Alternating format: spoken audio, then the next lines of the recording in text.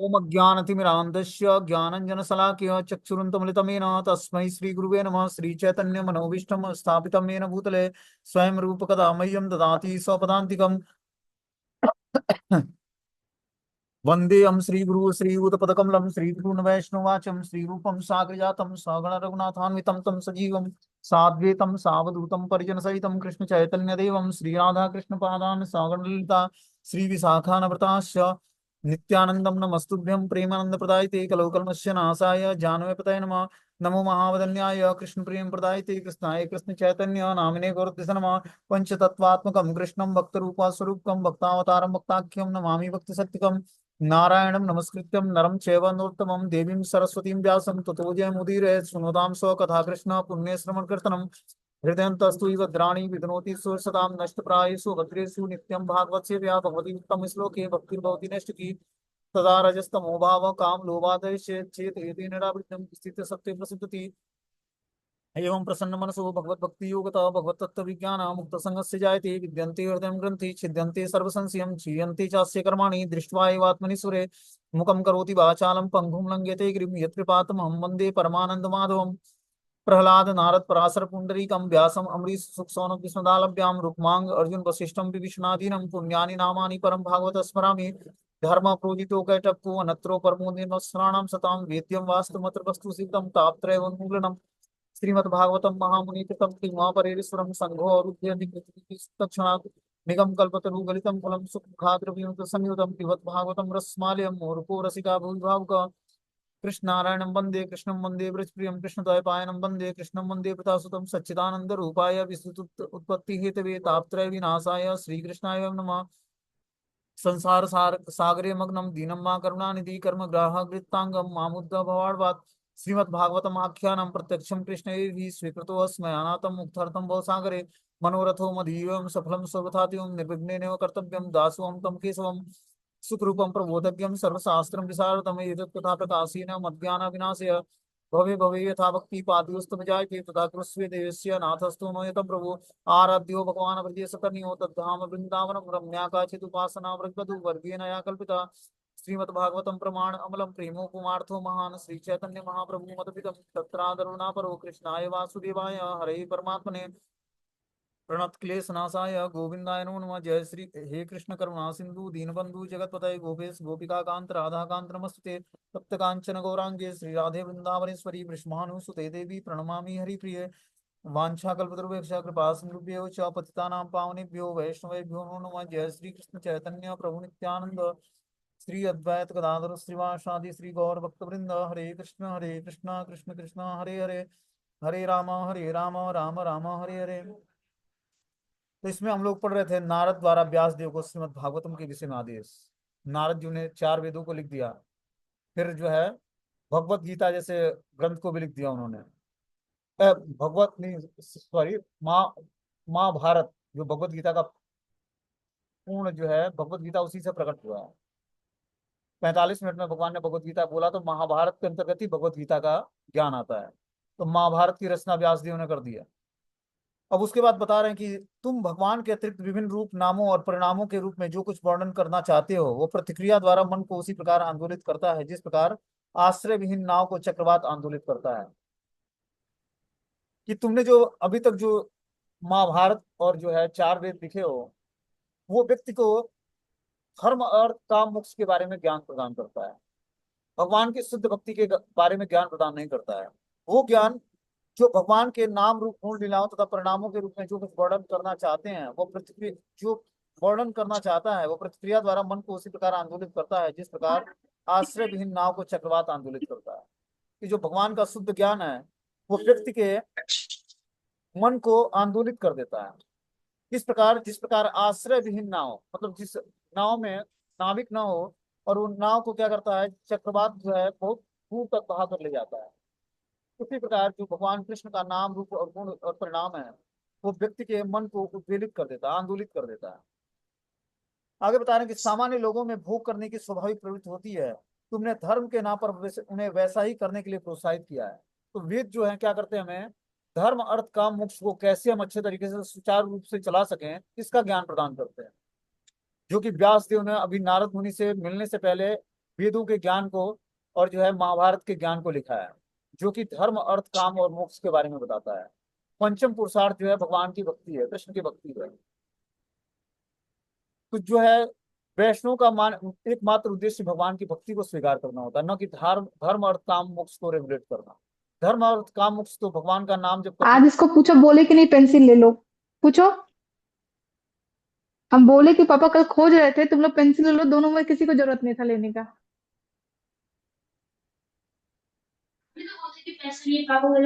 अच्छा, जीरोक्स करवाने के लिए पैसा निकाल। स्वाभाविक रूप से प्राप्त हो जाता है। बोलते हैं कि सामान्य लोगों में भोग करने की स्वाभाविक प्रवृत्ति होती है। जो सामान्य व्यक्ति होता है उसमें स्वाभाविक रूप से भगवान के मतलब भोग करने की प्रवृत्ति होती है।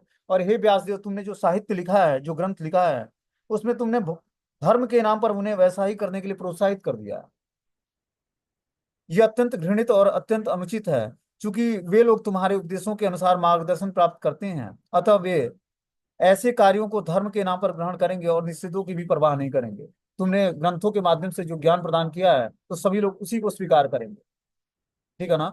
और इस कारण से वे निषेधों की परवाह नहीं करेंगे, कि जो निषेध करने योग्य नियम है उसको व्यक्ति निषेध नहीं करेगा।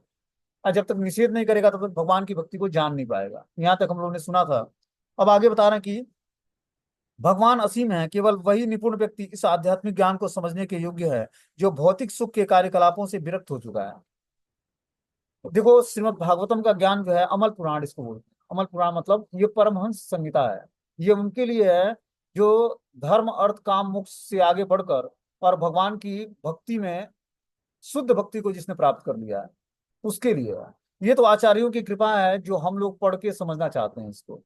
ठीक है ना, कि धीरे धीरे हम शुद्ध भक्ति को जान पाए और शुद्ध भक्ति करने का प्रयास कर पाए।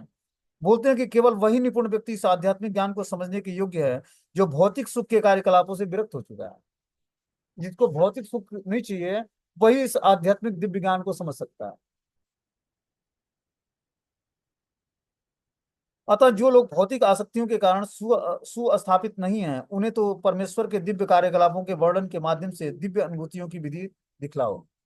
क्या बोलते हैं कि तुम, जो व्यक्ति भौतिक आसक्तियों के कारण सुस्थापित नहीं है, मतलब भौतिक आसक्ति उनको प्रभावित नहीं करती है, उस व्यक्ति को परमेश्वर के दिव्य कार्यकलापों के वर्णन के माध्यम से तुम उनको दिव्य दिव्य अनुभूतियों का विधि सिखाओ, कि वो दिव्य अनुभूति कर पाए और भगवान की भक्ति में स्थिर हो पाए।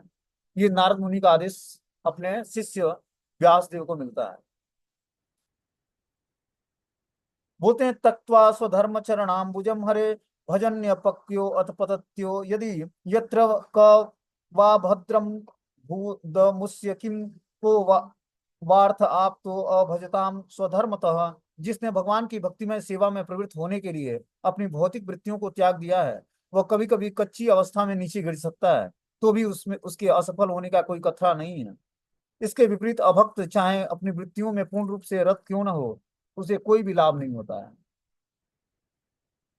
कि जो व्यक्ति भगवान की भक्ति में सेवा में प्रवृत्त हो चुका है और भौतिक वृत्तियों को त्याग दिया है, वो हो सकता है कि कच्ची अवस्था में वो अपने स्थान से नीचे गिर जाए। ठीक है ना, भगवान की भक्ति से विमुख हो जाए या भगवान की भक्ति में उपतित हो जाए, करते हुए कहीं अपने स्थान से नीचे गिर जाए। लेकिन तो भी उसके असफल होने का कोई खतरा नहीं। और जो असफल भी हो जाता है तब भी कोई खतरा नहीं है। इसके विपरीत अभक्त लोग हैं जो अपनी वृत्तियों में पूर्ण रूप से रत रहते हैं, उन्हें कोई भी लाभ नहीं होता है। बोलते हैं, जहां तक मानव जाति के कर्तव्यों का संबंध है, उसके कर्तव्य असंख्य हैं। प्रत्येक व्यक्ति न केवल अपनी माता पिता कुटुंबी समाज देश मानवता और जीवों तथा देवताओं के प्रति कर्तव्यबद्ध है, अभी तो महान दार्शनिक कवियों और वैज्ञानिकों के प्रति भी है। शास्त्रों का मनुष्य शास्त्रों का मत है कि मनुष्य ऐसे सारे कर्तव्यों को त्याग कर भगवान की शरण ग्रहण कर सकता है।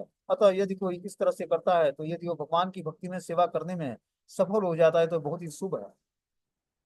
तो हम देखते हैं कि जो पारिवारिक जीवन में होते हैं उन पर तीन तरह के ऋण होते हैं: देव ऋण, पितृ ऋण और ऋषि ऋण। इन तीन ऋणों से व्यक्ति जो है प्रभावित होता है। लेकिन जब वो कृष्ण के को अपने जीवन को समर्पित कर देता है, भगवान कृष्ण की भक्ति करता है, तब ये धीरे धीरे सारे ऋणों से मुक्ति मुक्ति प्राप्त करता है। देवताओं का ऋण है कि देवता हमें निःशुल्क सब सुविधाएं प्रदान करते हैं। सूर्य रोशनी देता है, चंद्रमा शीतलता प्रदान करता है, वायु के देवता वायु देते हैं, जल के देवता जल प्रदान करते हैं। इसी तरह सब देवता कुछ न कुछ मनुष्य जीवन को, मनुष्य में हर फैसिलिटी दिए हुए हैं देवताओं के कारण। क्योंकि देवताओं भगवान के द्वारा प्रबंधक के रूप में इस संसार में हायर किए हुए रिप्रेजेंटेटिव हैं भगवान के। वो क्या करते हैं, फैसिलिटेट करते हैं लोगों को, फैसिलिटी प्रदान करते हैं। ऋषियों का ऋण है कि ऋषियों की तपस्याओं से ही हम लोग अपने पारिवारिक जीवन को अच्छे तरीके से ऑपरेट कर पाते हैं, शांतिपूर्वक समाज में हम रह पाते हैं। इसका उद्देश्य मतलब क्या है कि ऋषियों के जो तपस्याएं हैं, जो उनके द्वारा नाम का कीर्तन है, उनके द्वारा द्वारा की हुई तपस्याएं हैं, या उनके द्वारा जो की हुई साधनाएं हैं, उसी से विश्व में शांति बना हुआ है। तो हम उनके भी ऋणी हैं। पितरों के ऋणी है कि पितरों ने हमें शरीर प्रदान किया है, इस कारण हम पितरों के ऋणी। तो इस तरह तीन ऋण जो है मनुष्य को आक्षेपित करता है। लेकिन जब वो व्यक्ति भगवान की कृष्ण की शरण ग्रहण करता है, और उनके नाम रूप गुण लीलाओं का श्रवण कीर्तन और पठन करता है, तब जाकर इन तीन गुणों से व्यक्ति मुक्त होता है धीरे धीरे। वहीं यहाँ पर बता रहे हैं कि जहां तक मानव जाति के कर्तव्यों का संबंध है, उसके कर्तव्य असंख्य हैं। मतलब असंख्य कर्तव्य हैं, माता पिता के प्रति, कुटुंबियों के प्रति, समाज के प्रति, देश के प्रति, मानवता के प्रति, देवताओं के प्रति। इस तरह अनंत कर्तव्य हैं उसके, और सब कर्तव्यों को पूरा करेगा तभी वो ऋणों से मुक्त हो पाएगा। तो इसका एकमात्र साधन क्या है, कृष्ण की भक्ति। जैसे वृक्ष के जड़ में व्यक्ति जल डालता है तो सारे वृक्ष के पत्ते हरे भरे हो जाते हैं, उसी तरह मात्र कृष्ण की भक्ति करने मात्र से सारे ऋणों से हम उऋण हो जाएंगे। तो इसलिए हमें भगवान की भक्ति करके अपने समस्त ऋणों से धीरे धीरे मुक्ति प्राप्त करनी है। बोलते हैं यदि कोई व्यक्ति, कभी कभी ऐसा होता है कि मनुष्य क्षणिक भावावेश में आकर भगवान की सेवा में समर्पित तो हो जाता है, लेकिन अंत तक किसी न किसी कारणवश, कुसंगतिवश सेवा मार्ग से अच्युत हो जाता है, च्युत हो जाता है। कि वो शुरुआत में बहुत ही इंटरेस्ट आता है भक्ति में, हम सभी लोग जुड़ते हैं, लेकिन कुछ कारणवश कुसंगत के प्रभाव से सेवा मार्ग से हम विपत हो जाते हैं। इतिहास में ऐसे अनेक उदाहरण हैं। जैसे हम सुनते हैं भरत महाराज का।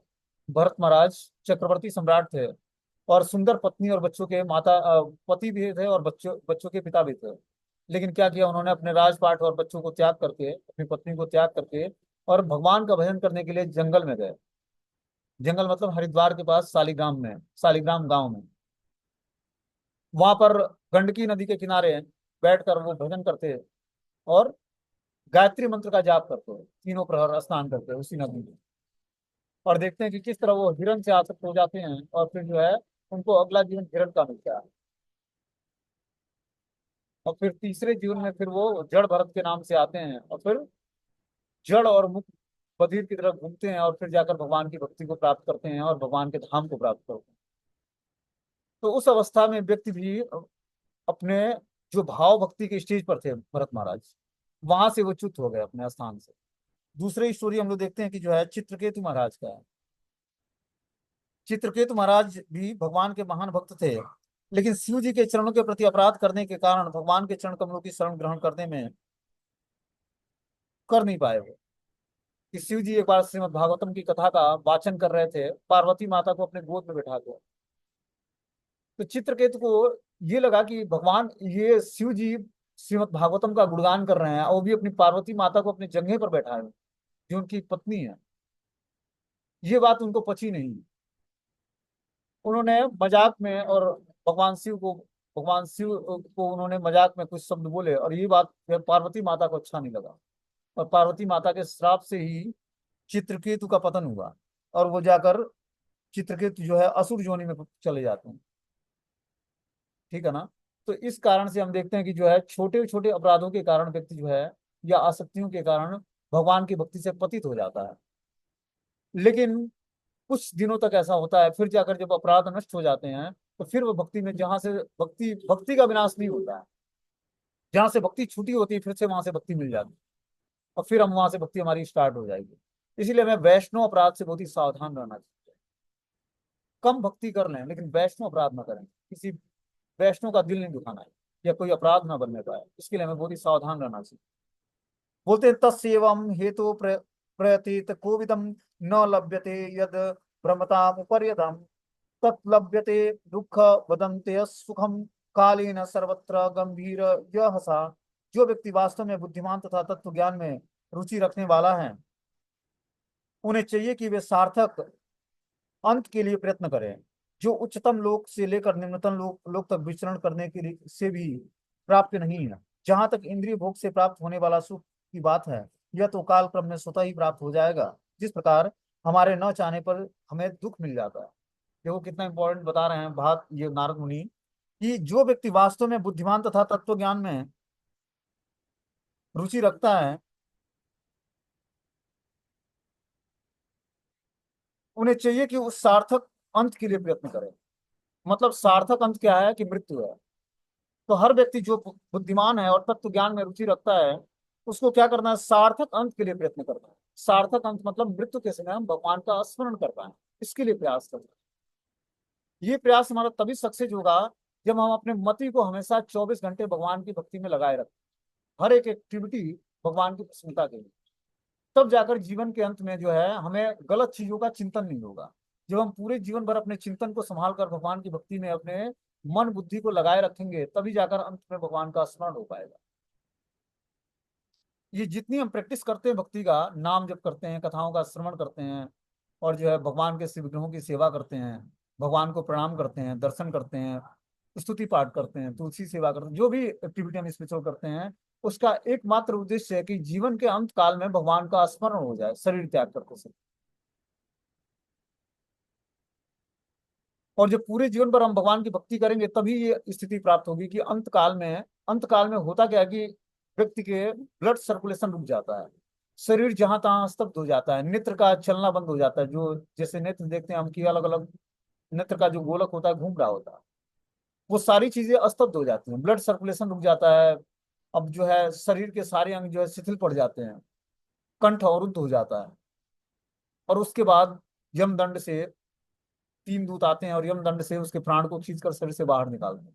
और 2000 बिच्छू जितना डंक मारते हैं, कष्ट होता है, उतना ही कष्ट वो शरीर से आत्मा को निकाला जाता है तो कष्ट होता है। तो ये स्थिति प्राप्त होने से पहले हमें क्या करना चाहिए, और जब भगवत भजन करके सिद्धि प्राप्त कर लेंगे, तो जीवन के अंत में भगवान का स्मरण हो पाएगा और ऐसी मृत्यु नहीं होगी। भगवान के भक्तों की मृत्यु होती है तो सबके संग में संकीर्तन करते हुए वहीं पर प्राण का त्याग करते हैं, जिनको भगवत भक्ति में सिद्धि प्राप्त हो गई है, जो पाप कर्मों से निवृत्त हो गए हैं, ऐसे भक्तों को। तो इसकी हमें प्रैक्टिस करनी है धीरे धीरे। वही बता रहे हैं यहाँ पर कि उसे चाहिए कि सार्थक अंत के लिए प्रयत्न करें। कि सार्थक अंत कैसे होगा हमारा, जो उच्चतर लोक ब्रह्म लोक से निम्नतर लोक तक विचरण करने के से भी प्राप्त नहीं हो सकता है। जो उच्च लोक ब्रह्मा जी के लोक से लेकर और निम्नतर लोकों तक भी विचरण करने से वो चीजें प्राप्त नहीं होंगी जो भगवत भक्ति करके प्राप्त होंगी। जहां तक इंद्रिय भुक्त से प्राप्त होने वाला सुख की बात है, यह तो काल क्रम में स्वतः ही प्राप्त हो जाएगा। जो हम इंद्रिय भोग के लिए प्रयास करते हैं, धन कमाने के लिए या परिवार का पालन पोषण करने के लिए, यह स्वतः ही हमें हमारे भाग्य के अनुसार मिलेगा और भाग्य के अनुसार ही छूट जाएगा। आप देखते हो कि हमने एग्जाम्पल अभी 2-3 दिन पहले क्लास में बताया था कि एक ऑफिस और कार्यालय का, कि एक ऑफिस का मालिक होता है, वो 1 घंटे के लिए आता है, सारे मैनेजरों को बुलाकर मीटिंग करता है, और थोड़े ही दूर में उठता है और चला जाता है, गाड़ी में नोट भरता है बैग में और लेकर चला जाता है बिजनेस से घर। और दूसरी तरफ मैनेजर होते हैं, अलग अलग पोस्ट को संभालते हैं, वो प्रताड़ित होते हैं एम्प्लॉय के द्वारा, लेबरों के द्वारा और मालिक के द्वारा भी। उनको फिक्स एक सैलरी मिलती। तो भाग्य के अनुसार देखो, वही मालिक है उसी ऑफिस कार्यालय में जो है बॉस के रूप में कार्य करता है, और दूसरा मैनेजमेंट के रूप में उसके अंडर गाइडेंस में काम करते हैं। तो भाग्य के अनुसार सबको जो है पहले से निर्धारित कौन से कौन व्यक्ति कौन सा कर्म करेगा। जो एमबीबीएस क्या बोलते हैं, एमबीए करके आते हैं, मैनेजर कहलाते हैं। ठीक है ना, एमबीए करके आए मैनेजर कहलाए, उनके अंडर गाइडेंस में। जैसे अल्टीमेटली क्या होता है कि जो व्यक्ति बिल्कुल ही अंगूठा टेक है, कुछ पढ़ा लिखा नहीं है, वो देश चलाता है। जो सिविल सर्विस की तैयारी करता है, वो क्या करता है, डीएम एसडीएम बन जाता है। तो डीएम एसडीएम के अंडर गाइडेंस में जो है बहुत सारे डिस्ट्रिक्ट आते हैं या स्टेट आते हैं, और स्टेट के अंदर चाहे डिस्ट्रिक्ट के अंदर जो है, जो एमबीबीएस और एमडी करके डॉक्टर निवास करते हैं, या एमबीए करके मैनेजर अलग अलग कंपनियों में काम करते हैं। अब देखो, जो कुछ नहीं पढ़ा वो देश का प्राइम मिनिस्टर बना या देश का मुख्यमंत्री बन गया, अंगूठा टेक है, कुछ भी पढ़ाई नहीं किया, वैसे इलेक्शन जीता किसी तरह से और देश का प्रधानमंत्री बन गया या मुख्यमंत्री बन गया। जो जितना ही भौतिक पढ़ाई पढ़ा, उतना ही उसको स्ट्रगल करके धन कमाना है। तो हमें क्या करना है कि आध्यात्मिक चीजों को अपने जीवन में धारण करने का प्रयास करना, तभी हमारा जीवन सुखमय होगा। भौतिक एक्टिविटी करके, भौतिक पढ़ाई पढ़ के कोई व्यक्ति सुखी नहीं हो सकता है। वहीं यहाँ पर बताया जा रहा है कि भाग्य के अनुसार इंद्रिय भोग स्वतः ही प्राप्त हो जाएगा। जितने भाग्य में सुख है उतना स्वतः ही प्राप्त हो जाएगा। यह तो काल क्रम में स्वतः ही प्राप्त होने वाला है। जिस प्रकार हमारे न चाहते भी हमें दुख मिलता है, जिस प्रकार हम नहीं चाहते हैं तभी भी दुख हमारे जीवन में आता है, उसी तरह सुख का भी कोटा है। सुख भी बिना बुलाए ही आएगा। जिस तरह दुख आता है उसी तरह सुख भी आएगा। बस हमें क्या करना पड़ेगा, धैर्य धारण करना पड़ेगा और भगवान की भक्ति में अपने को एंगेज करना पड़ेगा, तभी जाकर जो है हम जीवन को सुखी बना पाएंगे। हमें सुख और दुख के इस बंधनों से ऊपर उठना है और क्या प्राप्त करना है, भगवान की प्रेमा भक्ति, जो आनंदमय अभ्यास की प्रैक्टिस कराता है। हमारा दिन पर दिन आनंद बढ़ता जाएगा और जब भगवान की शुद्ध भक्ति को अडॉप्ट कर लेंगे तो बोलते हैं, हे प्रिय व्यास देव, यदि भगवान कृष्ण का भक्त भी कभी कभी किसी न किसी कारण से नीचे गिर जाता है, लेकिन उसे दूसरों की तरह भाव चक्र में नहीं आना पड़ता है, क्योंकि जिस व्यक्ति ने भगवान के चरण कमलों का आस्वादन एक बार भी किया है, वो उस आनंद को पुनः पुनः स्मरण करने के अतिरिक्त और कुछ नहीं कर सकता है। तो बता रहे हैं यहाँ पर व्यास देव को नारद मुनि कि भगवान कृष्ण की भक्ति कभी कभी करते हुए कोई जीवात्मा नीचे गिर जाता है अपने उस स्थान से, भक्ति में जीवन से कभी हो सकता है कि नीचे गिर जाए, लेकिन उसे साधारण व्यक्ति की तरह, सकाम कर्मियों की तरह भाव चक्र में नहीं आना पड़ता। ऐसा नहीं कि फिर से वो जन्म मृत्यु के चक्र में फंस जाएगा, ऐसा नहीं है। वो जो जन्म भी लेगा तो किसी सुपात्र ब्राह्मण के वहां जन्म लेगा। भगवत भक्ति करने वाला भक्त कभी भी कुसंगत बस सकाम कर्मी की नकल नहीं करता है। सकाम कर्मी भौतिक जगत में अपना प्रभुत्व जताना चाहते हैं। इसी प्रकार एक नव जिज्ञासु भक्त भी मूर्खतापूर्ण भक्ति में सेवा के बदले कुछ भौतिक शक्ति संचित करने के लिए सोचता है। कभी कभी ऐसे मूर्ख भक्तों को स्वयं भगवान कष्ट में डाल देते हैं और यदि वे विशेष अनुग्रह करते हैं तो उसका सारा भौतिक साथ सामान हर लेते हैं। ऐसी कार्यवाही से व्यग्र हुआ व्यक्ति भक्त के सारे मित्र और कुटुंबी उसका साथ छोड़ देते हैं और भगवान की कृपा से उसे पुनः चेत चेत हो जाता है और वह अपनी भक्ति में सही ढंग से भक्ति को करने लगता है। कि कभी कभी क्या होता है, जो नौ जिज्ञासु भक्त होते हैं या अभी वो सकाम इच्छाएं होती हैं उनके अंदर, सकाम इच्छाओं को तृप्त करने के लिए वो भगवान से प्रेयर भी करते हैं और कभी कभी सकाम इच्छाओं के चक्कर में वो अपने स्थान से नीचे गिर जाते हैं। लेकिन उसके बाद भी भक्त क्या करते हैं, अब भगवान क्या करते हैं, उस भक्त को, जो मूर्ख भक्त है उसको भगवान कष्ट में डाल देते हैं और क्या करते हैं, उसके उस पर विशेष विशेष अनुग्रह करके उसके भौतिक साज सामान को हर लेते हैं, जिससे वो इंद्रिय भोग ना कर पाए। और इस तरह से भगवान अनुग्रह करके उसको फिर से अपनी भक्ति में जोड़ लेते हैं। भगवत गीता में यह भी कहा गया कि ऐसे पतित भक्तों को किसी अत्यंत विद्वान ब्राह्मण कुल में या संपन्न वैश्य परिवार में जन्म लेने का अवसर प्रदान किया जाता है। भगवान के द्वारा उस ऐसे जो सकाम कर्मों के कारण अपने स्थान से या भक्ति से नीचे गिर गया, वैसे भक्त पर भगवान अनुग्रह करके उसको किसी ब्राह्मण परिवार में या वैश्य परिवार में फिर से जन्म देते हैं और फिर से अपनी भक्ति प्रदान करते हैं। लेकिन हमें दूसरे जीवन की तैयारी नहीं करनी, हमें इसी जीवन में भगवान की भक्ति करके भगवत धाम को जाने का प्रयास करना और इसके लिए हमें दृढ़ता से भगवान की भक्ति में जुड़ना पड़ेगा। ऐसा नहीं भगवान ने फैसिलिटी दिया तो इस फैसिलिटी का हम उपयोग करें कि फिर से अगला जन्म लें और फिर से ब्राह्मण या वैश्य के परिवार में आए और फिर से भगवान की भक्ति शुरू करें, ऐसा नहीं।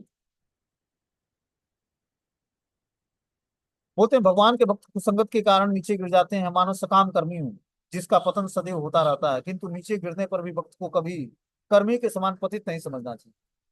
कि जो मान लो कि कभी किसी कारण बस भगवान की भक्ति से नीचे गिर जाता है, कभी भी उसको पतित नहीं समझना चाहिए।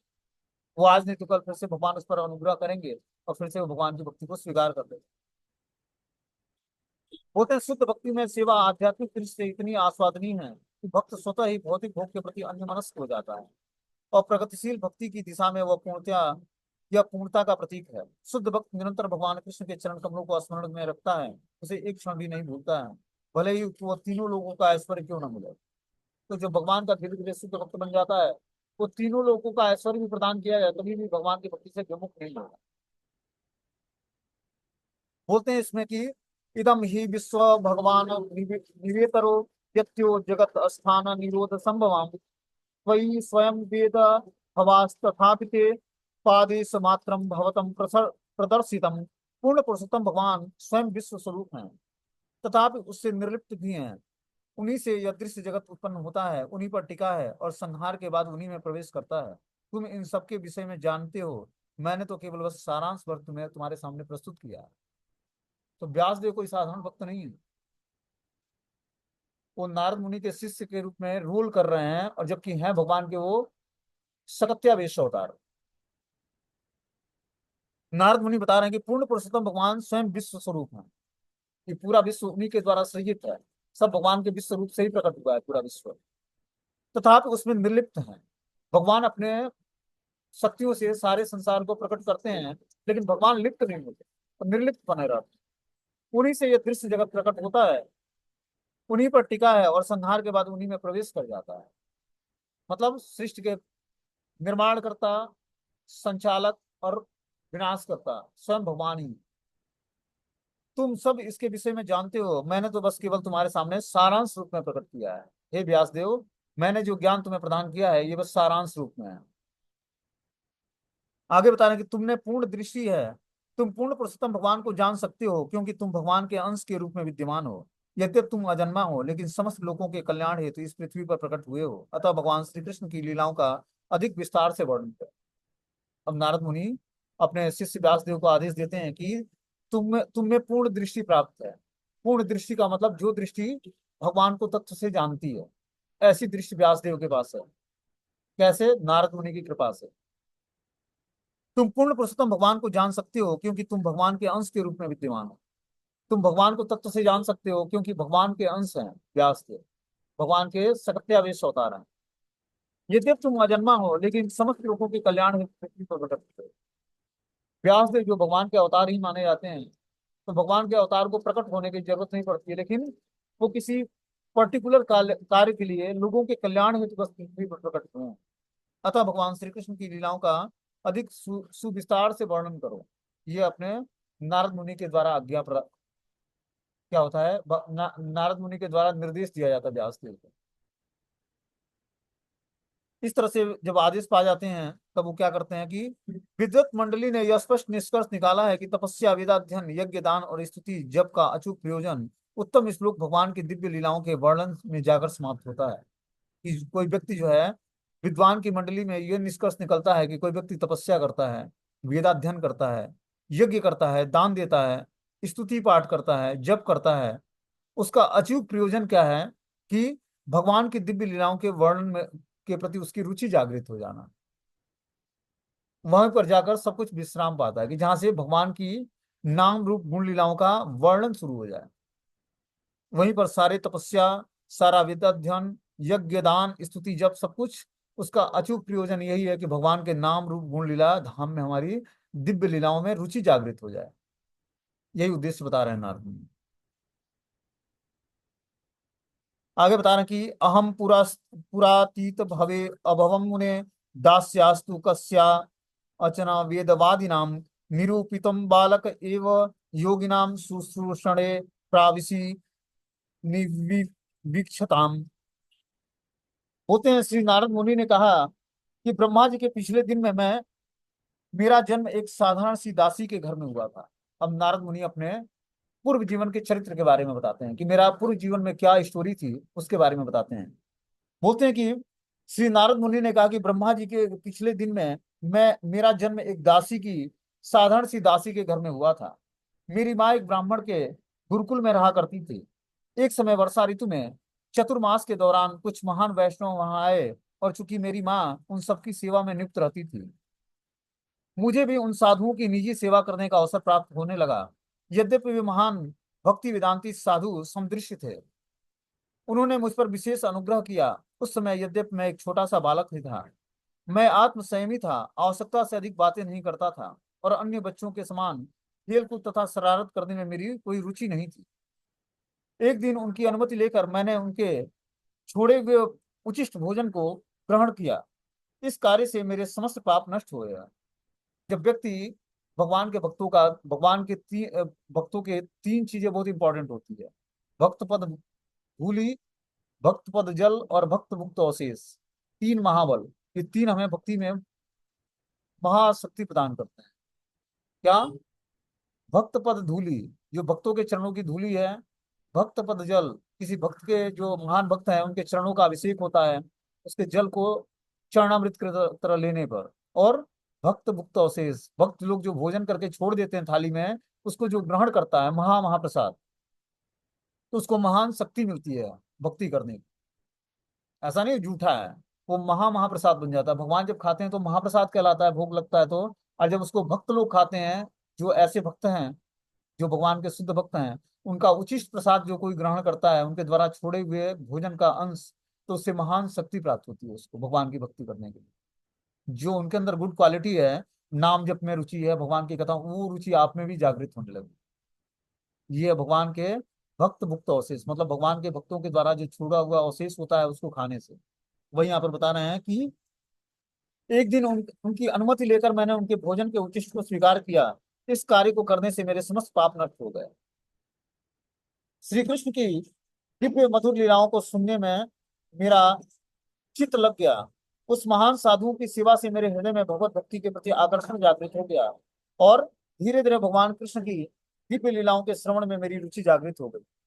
तत्रावहं कृष्ण कथा प्रगायताम अनु मनुग्रहेणा सुनवम मनोहराम ताम श्रद्धया मे अनुपपद सुश्रवतम प्रिय श्रवस्यंग ममा भवम रुचि। हे व्यासदेव, उस संगत से, मैं उस महान वेदांतियों की कृपा से मैं उनके द्वारा भगवान कृष्ण की मनोहर लीलाओं का वर्णन सुन सका। और इस प्रकार ध्यान पूर्वक सुनते रहने से भगवान के विषय में प्रतिक्षण अधिकाधिक सुनने की मेरी रुचि जागृत होती गई। तो बस उनके पास उचिष्ट प्रसाद को खाने मात्र से धीरे धीरे भगवान के नाम रूप गुण लीलाओं को के श्रवण में उनकी रुचि जागृत हो गई। आगे बता रहे हैं कि और जब इस विषयों के प्रति मेरी रुचि अत्यंत गहरी हो गई, तो मैं निरंतर भगवान श्री कृष्ण के विषय में सुनने के लिए आतुर रहने लगा।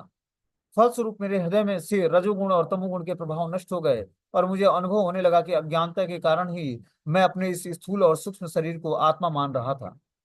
तो इस तरह से जब हम निरंतर भगवान के श्रीमद् भागवतम जैसे कथाओं के प्रति रुचि जागृत होती है हमारी, तो हम रजोगुणी और तमोगुणी प्रभाव से ऊपर उठ जाते हैं। ये सब जो प्रभाव है रजोगुण और तमोगुण का, ये नष्ट हो जाता है।